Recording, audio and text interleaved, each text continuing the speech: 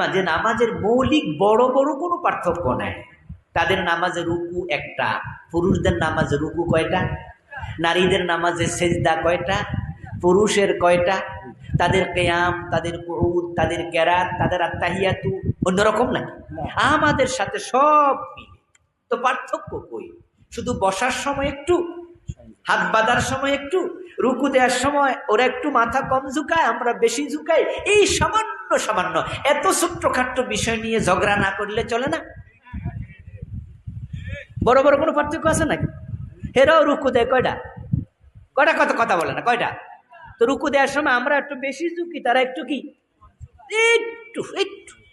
এইটা লইয়া কিসের ঝগড়া? এমন ভাবে কয় মনে হয় যেন বিশাল পার্থক্য, তেমন কিছু নাই। প্রিয় নবীর হাদিস, সাল্লু কামা রাআইতুমুনি উসাল্লি, তোমরা নামাজ পড়ো সেভাবে আমাকে নামাজ পড়তে দেখেছ যেভাবে। এটা নারী পুরুষ সবার জন্য হাদিস প্রযোজ্য। তবে হ্যাঁ, এক দুটি হাদিসে ভিন্ন একটু পাওয়া যায়। নারীরা একটু কম ঝুঁকবে রুকুতে, সেজদায় তারা জড়সড় হবে, সামান্য পার্থক্য পাওয়া যায়। এগুলো মৌলিক খুব বড় পার্থক্য নয়।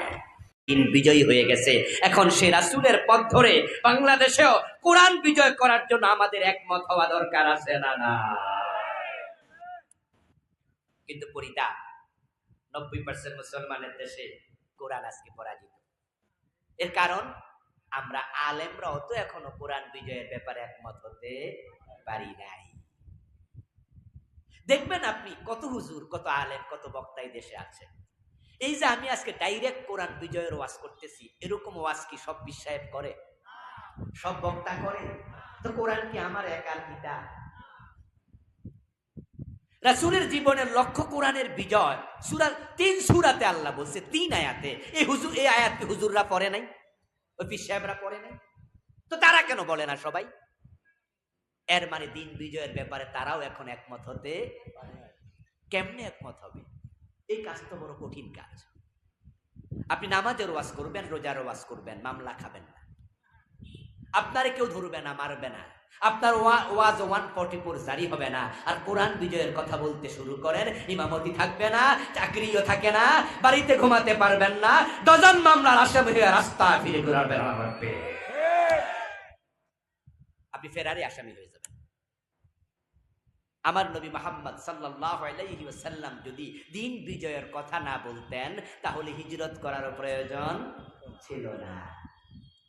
আমার নবী যদি বলতেন, আবু জেহেল চাচা, আমি মসজিদে হারামে ইমামতি করব, আমার যারা মুরিদ আছে তারা আমার পিছনে নামাজ পড়বে, আবু জেহেল বলতো, তাহলে অসুবিধা নাই, তোমার কাম তুমি করো, কিন্তু আমি দেশ আমার আইনে সালাম, ওইটা নিয়ে মাথা গামাইও।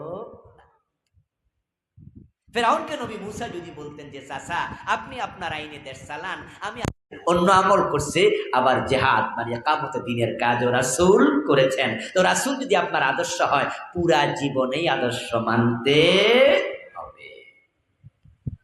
আমাদের গ্রামে মুয়াজ্জিন মসজিদের মাইকে বিভিন্ন বিষয় প্রচার করে।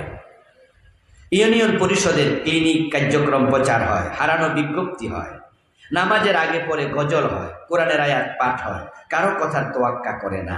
ওই মুয়াজ্জিনের পিছনে নামাজ পড়া যাবে? নামাজ পড়া যাবে, নামাজ পড়তে অসুবিধা নেই, কিন্তু মসজিদের মাইকে অপ্রয়োজনীয় ঘোষণা কম দেবেন, বিশেষ করে হারানো বিজ্ঞপ্তি দেবেন না। একদিন রাসূলুল্লাহ সাল্লাল্লাহু আলাইহি ওয়াসাল্লামের মসজিদে এক ব্যক্তি উট হারাইছে। নামাজে সালাম ফিরানোর পরে তিনি দাঁড়ায় বলছে, আমার একটা উট হারাইয়া গেছে, একটু কেউ পাইলে দিয়েন তো। আমার রাসূল কয়, আমি কই তোর উট যেন তুই না ফাস। এই জন্য মসজিদের মাঝে জাতীয় হারানো বিজ্ঞপ্তি প্রচার করা ঠিক নয়। না, ও আজানের আগে পরে অযথা গজল গান গাইয়া পরিবেশ নষ্ট করবেন না। তাহাজ্জুদের সময় উইটা অনেক ডিস্টার্ব শুরু করে, গান গায়, করে সে করে, এগুলো করবেন না। বাংলাদেশের শিয়া